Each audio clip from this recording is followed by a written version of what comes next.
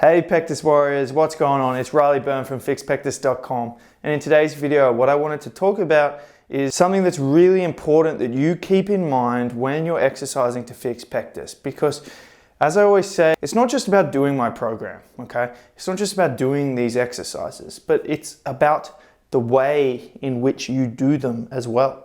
Okay, so you've got to do them, but then you've got to do them right. You've got to do them with correct form to engage the muscles properly. Now, with my clients, when they sign up, they get access to an app. That's where the program is programmed on, and there's video tutorials of me showing how to do each exercise properly, which is very valuable. But then it's not as simple as that. You know, people still seem to make mistakes when it comes to form, and so that's where my coaching comes in play, where then I assess their form and give them feedbacks through a video submission feature on the app, so they can film themselves, submit it on the app. I get a notification, I check their form. Anyway, why I'm telling you this is because I've noticed a very high trend with my clients when they're new to training is they all make the same overall mistake when it comes to doing these movements, despite in my tutorial videos me cueing them to go slow, and that is it. Most people rush their movements when they're training, okay? So guys, it's really important that we do everything slow and controlled with a mind to muscle connection. You know, if the rep range is 10 to 12 reps, it's not about just getting there as fast as you can. No, that's not the intention.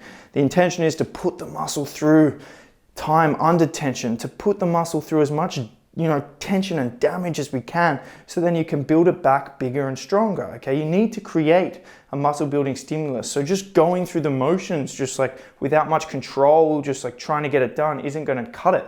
What you need to do, for example, if you're doing a chest press, rather than just trying to rep it out like this, no, you wanna slow and control all the way down, full range of motion, come up, squeeze, feel it in your pecs, all the way back down, okay? So it's really important that you slow everything down, and that's gonna help majorly with making sure you're getting the stimulus on the muscle, and then you're gonna be able to build it, okay? And it's really important. It's really important, and I reckon if most of you filmed yourself, you'll realize you're doing things too fast. I often program tempo for this reason, but guys, what I want you to think about is 3 seconds down even on any eccentric. So, for example, on a dumbbell bench press, 1, 2, 3, and then 2 seconds or so up. 1, 2, squeeze. 1, 2, 3. 1, 2, squeeze. Okay, really slow things down, and that's going to help you majorly. I'll show you an example now with me. Okay, so I've got a nice 15 kilo dumbbell here, and I'm going to show you the one arm low dumbbell fly, done properly and done incorrectly. So firstly, this is incorrect.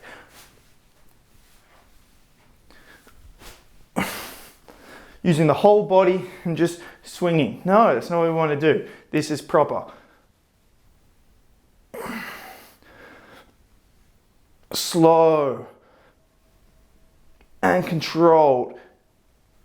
Intentionally trying to feel the squeeze. Okay, super important, especially when it comes to isolation exercises and some of my pectus specialized exercises like the one arm low dumbbell fly or like a cable fly. But that is our video, guys, so I hope that was helpful.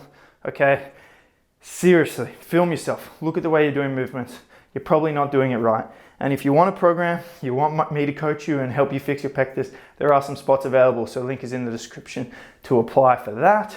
And I would love to meet you and work with you and help you achieve your goals and overcome your pectus. Anyway, thank you for watching. Give this video a thumbs up. When you click that button, it does turn blue. Pretty cool. And remember to subscribe for future video updates. I'll see you in the next one.